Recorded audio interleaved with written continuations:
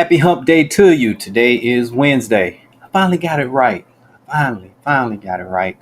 Today is Wednesday, December the 4th, 2024. You're watching the John McEntyre Show live. I'm John McEntyre, your favorite financial coach, and we are dedicated here to your financial health and wellness. And today I have a very special topic. Um, it's financial, but like everything else, it's pretty much it permeates all of life. This one permeates all of life, whether your life is going very well or whether it's not doing so well, whether your finances are good or whether your finances are not so good.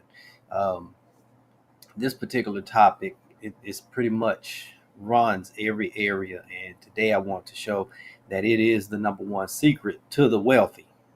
Talking to the wealthy people, um, day in and every week I talk to so many people that are pretty much already wealthy. They're not looking for specific financial advice, things like that. They're looking for areas, making sure they're not like you know have blind spots, for lack of a better term, with with their finances, with their career, at work, business, whatever. We sit down, we have conversations, and I have someone that not just one person, a group of them. Some are mentors, some of them I pay, just to help me look at things to make sure I'm looking at it correctly.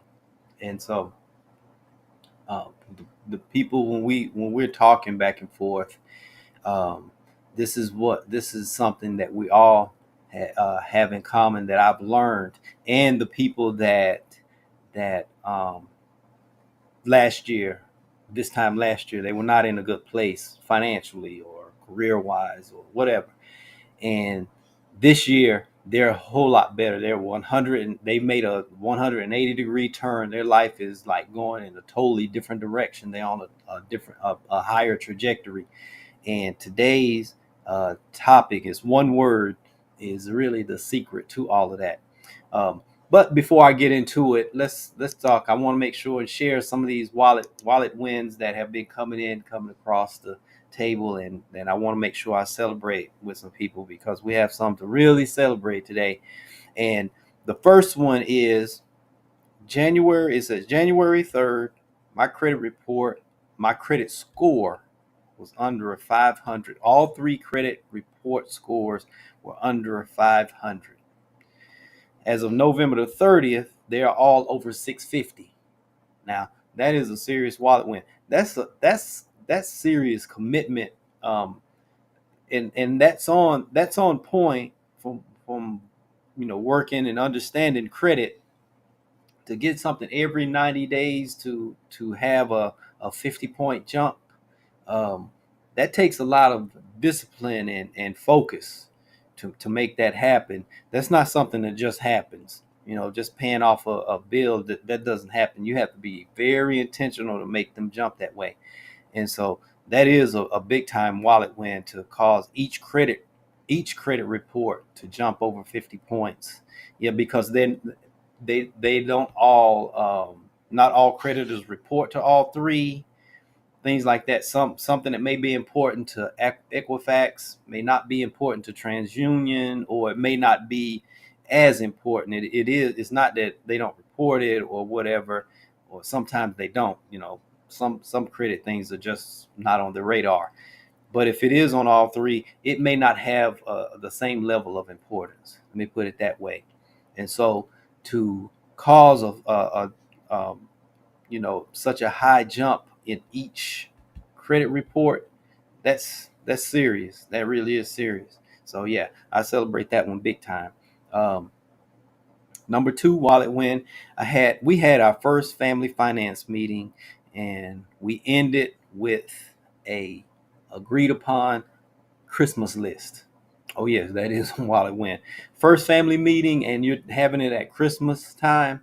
Um, that takes boldness, because most, especially the kids, they don't want to hear, well, I have to choose this, that, and they want it all. I was a kid once. I was the same way. I wanted it all. But I remember my mom, my dad would say, you have to choose. Now, we're not going to buy all of this type of stuff. We're not going to buy the entire store. You don't need the entire store. You won't even play with the entire. If we bought all of it, you wouldn't play with it. So choose what's really important. So one year it was the bike, next year it was the big wheel, then it was the race car set and all of this. Sometimes, we got extra stuff and this, that, and the other. But you know, this one, I had to say that to say to talk to kids this time of the year and to get them to agree. Uh, that's a lot of work, a lot of patience, a lot of love, and I have to really give it to the kids on being understanding. I mean, whether they're 5 years old or a 16-year-old, that takes a lot of understanding. So I really celebrate. I love seeing that the family came together and the first meeting they have is to discuss Christmas. So that's usually one of the hardest meetings is that Christmas meeting, getting the budget, making the decisions, what the feedback that I'm receiving from people. So once you do that one and you create that momentum going into the next year, so set up, hey, we took care of Christmas. Now, what do we want to do next year? Let's plan our vacation. Let's plan, the other things, the other trips we have to take. So yes, that is a good wallet win to start with. Um, Wallet win number 3. I now have my long-term care insurance in place. Oh yes, most definitely. That's a big time peace of mind wallet win there.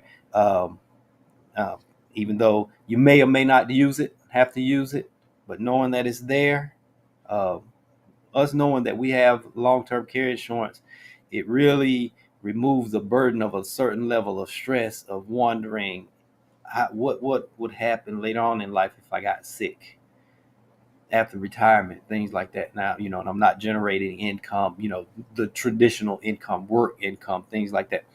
How would I pay for that? And having that in place, like all insurances, and I say it time and time again, it really is peace of mind. People they've said that, it's a cliche. Well, something to become a cliche, something has to have some truth to it. Or, people don't walk around really repeating lies on a constant basis. Now, they may believe lies to themselves, but to go out and you hear certain cliches, it has a level of truth to it. And so insurance really does provide that peace of mind because you're covered for the what ifs. And that's what insurance does. It covers the what ifs. What if I get sick? Okay, and I can't work. I have disability insurance. What if I pass away prematurely, or when I pass away, what's going to happen? Okay, well, I have life insurance in place to take care of things. And the other, if I have my car is wrecked or something happens, I have car insurance. House burns down, I have homeowners insurance. Those are the things. That's what insurance is all about, and that's what this long-term care insurance is all about. um, what if I have to go into a facility, or what if I need care, around the clock care, or special care from a doctor? Long-term care insurance will take care of that later on in life. So there we go, 3 big wallet wins, 3 nice ones to celebrate today. And if you have a wallet win, you want to share it. We'll celebrate it here. I'll make time to celebrate wallet wins on here. And if you have questions, if you have a question you want to ask, we are live. You can come on, ask the question, put a Q in the chat box. I see it, uppercase Q or capital Q, whichever one you use. Put it in there. I see it. I will make sure and address it. Or if you have a comment, you want to share a comment, have a comment to make sure and share it. So let's get into today's topic that I want to cover here quickly. Like I said, it's something that all successful people, every successful person I know, whether it's in work, it doesn't matter, the industry, personal success, it's the family, the mom that's raising the successful children. She's a successful homemaker, or the dad, the stay-at-home dad, successful homemaker, or whatever. In the boardroom, wherever, home, boardroom, in society, this word controls all success. And people use it a lot, they just most people don't really understand the power of the word and use it at its highest and best use. And that word is standards. It is a secret of the wealthy. Since we're talking about, since this show is personal finance and it is personal success, it's a blend, personal success, personal development, because we all know, I've learned, the more I work on myself personally, the better my finances get. My finances start to get a little off kilt or whatever, start checking myself really personally. It's probably something that's going on with me personally, and then I correct it. And it's easier to correct the finances when you work on things personally. So today, with financial standards, what I mean is, basically, to define a standard is a guideline that that helps you make decisions and take actions. If a person is not taking a lot of action, they just have low standards in that area. If they're taking a lot of action, they have high standards. They're trying to achieve something. You've seen a person with a car. A lot of times with cars, people will only allow their car to get so dirty. They only go so many miles before they have the oil change. They will only, they'll drive so many miles and they have the tires rotated. That's a standard at work, is what it is. It's really a standard. How a person dresses in society, how they carry themselves, those are standards. How they allow people to treat them, how they treat others, those are standards at work. And so when it comes to finances, what I've known with the successful people, the wealthy, they have financial standards in place. Uh, and for example, I know it's a gentleman. I've known him for 15 years, around, no longer than 15 years, really, probably closer to 20. um, I remember him saying, even then, we were looking at each other funny. I had him look at mine and everything, and I was like, "You have a lot in savings." He said, "Well, it's an old thing." He said, I used to call it an old tick. It's not a tick, a bad tick or whatever going on with me. I just set that. He said, I just set that standard that my my this banking account balance will not get below this. If it goes below this particular number, if I don't have extra money in other places, I produce more money to put in there. Is just my standard. And from that day on, I really took that word seriously. And as I started to notice, other people working in real estate, I remember I was with certain clients. I would be working with especially buyers.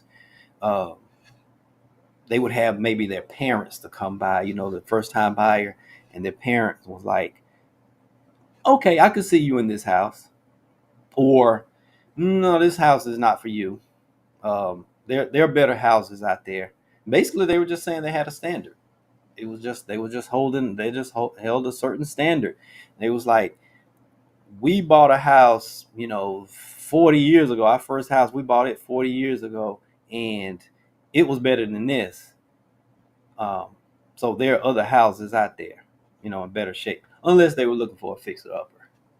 Then that was a totally different story. But that was just standards at work. That's all that it is.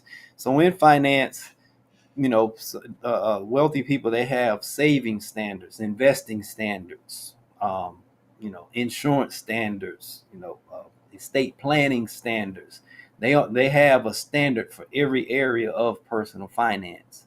They have how much they're going to spend. Um, One, I know for instance, it went up every year because his income and everything he was becoming more and more successful. But he always set a standard number for luxury stuff, because he was like, I like luxury. He said, and I mean, and he worked hard. He provided very well everything for the family, but he had a number. He said, because if I don't set a standard here, I can knock other things out of whack. He said, so he had a dollar amount. If it's over this, I just won't buy it. I'll wait till I get it in a certain place and make sure it stays in certain parameters.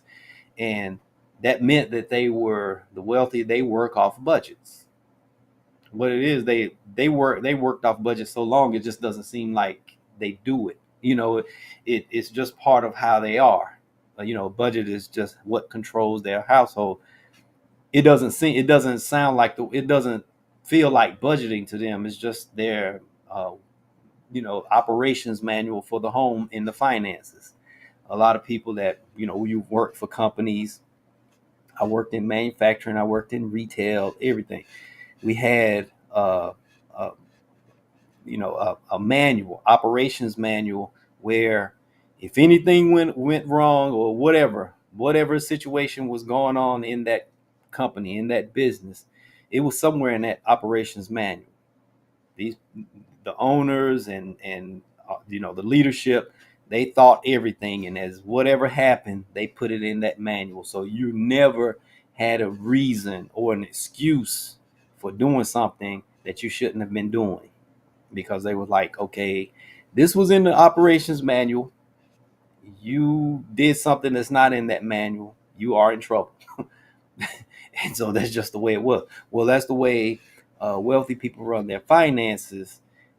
The manual's there and it operates everything. It's just not something that's at the forefront of their mind. They've just been doing it so long. It's no big deal. You ask them, do you follow a budget? Oh yes, we follow a budget. It's kind of hard, isn't it? No, that's how we got where we are. And so no big deal to them. It's no big deal. And for people that don't have a lot of standards or want to raise their standards, the reason why it's so hard is because it requires you confronting your comfort zone. You have to confront the comfort zone. When I was setting standards, I was like, I don't like this, that, and one of my mentors was really working with me. They said, okay, if you don't set certain standards, don't expect people to treat you a certain way. Don't expect your life to turn out a certain way, or whatever. Your life will turn out to based on your standards. That's how your life is going to be. If you don't like what's going on, raise the standards. You have a low standard in that area. That's all that it is. It's either low or it's high. It's never just right. It's either low or high. If it's not working for you, life not working, standards too low. You feel like life is working, you set your standard high. You start feeling like things aren't working so out, check the standard. It's letting you know. It's like the equivalent of in your home. If you have central air, you have a thermostat. You set the temperature. If it's set at 70 degrees, temperature goes below 69, it kicks on, brings the temperature up to 70. Once it goes over 70, it shuts off. And that's the standard you've set. So if you're wanting to have better finances, you have to turn up the thermostat, raise the standards, and then things will start to get up there and make them, in the beginning, it's going to be work. You're confronting your comfort zone, but raise your comfort zone. That's like everything. It's things I know. Every person that I know, something that they're doing easy today was hard yesterday. I'm here to attest that every year I set things something hard, just so. And my goal is to by the end of the year is to have it be easy. So we all have standards, and so you just have to check those standards to make sure that they are in line. Things aren't working. That's where sitting down in finances, doing the budget, checking your values, because sometimes if you're raising your standards and you're not meeting them, it could be a value. You're rubbing a value that you have, and you may need to analyze that value. It may be time for a value checkup also. Maybe time to do away with that value may not be beneficial to your life any longer. It may have been something that was helping you a long time ago, but it's not. It's hurting you now. So it may be time to check those values. And so when you're in finances, that's why we have you look at every area, because a low standard in savings with a high standard in investing could throw you off, because if you don't have enough savings, something happens, you have to pull your investments to cover savings.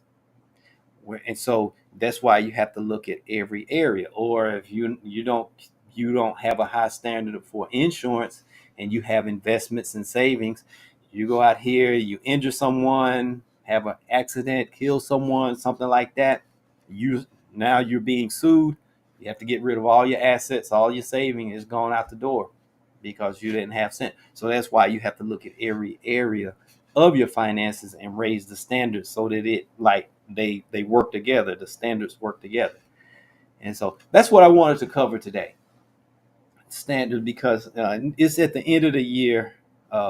This is a good time for reflection, also setting those goals. That's why another thing before I go, wealthy people, they don't really have in finances, they don't really have resolutions. Their standards are controlling everything anyway. So what they do, they may set goals,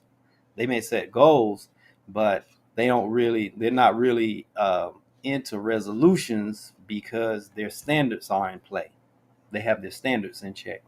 And so you get those standards in check. Then at the beginning of the year, you don't do the New Year resolution thing. You just set goals for the next year, and you're not doing it in January or February. You've done it in November, December. That was something that was taught to me. So right now, I'm pretty much done with goal setting for next year.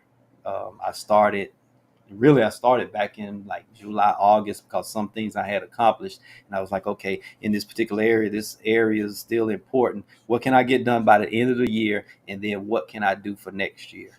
And so then I get really serious in November, and by this time, I'm pretty much working on building momentum going into the next year, and that's how I set my goals.